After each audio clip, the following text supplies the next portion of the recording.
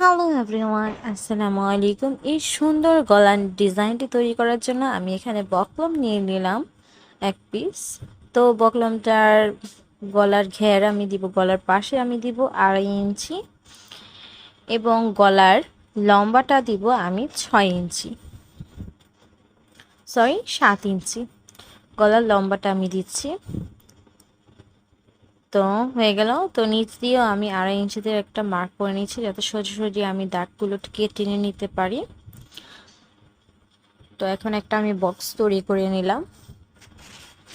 তো বক্সটা হয়ে যাওয়ার পর এবার আমি নিচের দিক থেকে উপরে 2 ইঞ্চি পরিমাণে উপরে দাগ দিয়ে দিব এবং কোনাকুনিভাবে এইভাবে একটা শেপ দিয়ে দিব। তো হয়ে গেল আমাদের গলাটার ডিজাইন। তো এটাকে এখন কেটে নিচ্ছি।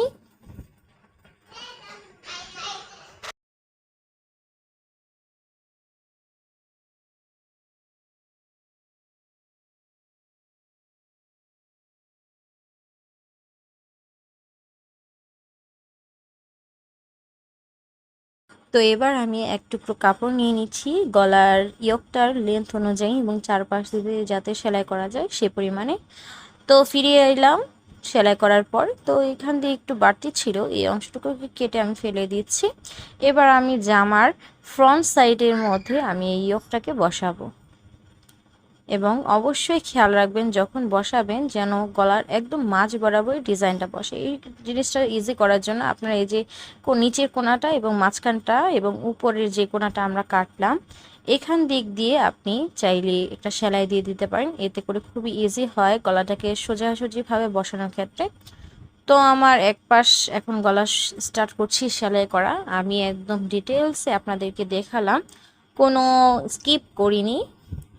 তো এবার ডিজাইনটাকে আমি আস্তে আস্তে করছি। আর যেহেতু আমি এই সিউইং মেশিনটা একদম নতুনভাবে ইউজ করছি তাই আমার কন্ট্রোল এখনও পায়ের প্যাডেলটা আসেনি, যার কারণে একটু দ্রুত অথবা একটু স্লোভাবে করছি। আশা রাখছি আপনারা বুঝতে পারবেন।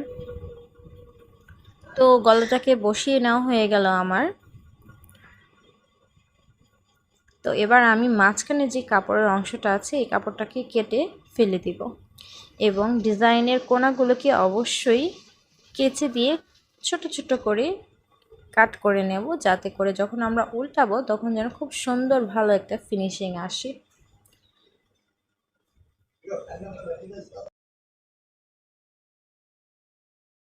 তো এবার আমি উল্টিয়ে গলাটার মধ্যে উপরে একটা চাপ সিলি দিয়ে দিব। তো দেখতে পাচ্ছেন আমি উপর দিক দিয়ে এখন একটা চাপ সিলি দিয়ে দিচ্ছি। এবং আপনাদের যাদের কোনো ধরনের কোয়ারিজ থাকবে অবশ্যই আমাকে কমেন্ট বক্সে জানিয়ে দিবেন, আমি চেষ্টা করব প্রাণভাবে আপনাদের কমেন্ট উত্তর দেওয়ার। এবং আমার কাছে খুবই দুঃখ লাগে যে আমি গত বছর থেকে প্রায় 1 বছর হয়ে গেছে, 1.5 বছর হয়ে আসতেছে ভিডিও আপলোড করে যাচ্ছি, বাট তেমন একটা রেসপন্স পাচ্ছি না আপনাদের কাছ থেকে। ভিউয়ার্স আসে বাট কমেন্ট আসে না, কী কারণে আমি নিজেও জানি না। যদি আপনাদের ভালো লেগে থাকে বা যে কোনো ধরনের কমেন্ট অবশ্যই আমাকে করে যাবেন, এতে করে আমি খুবই অনুপ্রাণিত হই, আমার ভালো লাগে। তো এবার আমি আরেকটা টুকরো কাপড় নিয়ে নিয়েছি এবং কাপড়ের লম্বা পাশে রেখেছি 1.5 ইঞ্চি এবং লম্বা আপনাদের মেজারমেন্ট অনুযায়ী রেখে দেবেন।